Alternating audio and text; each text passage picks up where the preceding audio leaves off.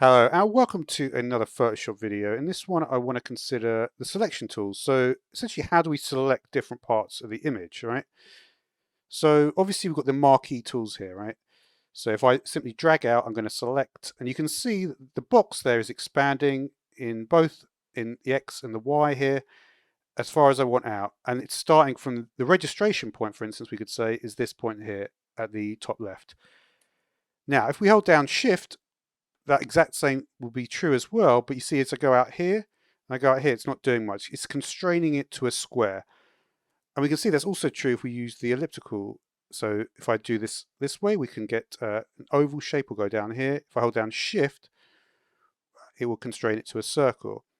If we hold down Alt, what it does is actually it makes the point that you click in the center point of the whole selection. So I hold down Alt, and I particularly chose the center there of this thing, and you can see we're going to get the center point there, right? So we're able to highlight the whole image pretty well. And also if you hold that Alt and Shift, it will constrain it to either a circle or a square there. So say another thing to keep in mind is, so we're drawing the shape and we think, well, actually, you know what, I probably started that in the wrong place. So before we let go, we hold down space and we can start to move it into a better position, right? And then we can continue drawing out, we get the position that we want. Now, once you finish creating your selection, what you can then do is you have these modes here at the top.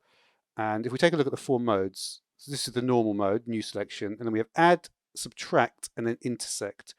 Now you can click these buttons individually, or if I hold down Shift, you see I'm holding down Shift and letting go, it will temporarily switch to that. So if I hold down Shift and we say, well, I probably want this area to the side here, or we could do like maybe make it larger, or we could do on the other side, and that will essentially expand the selection area.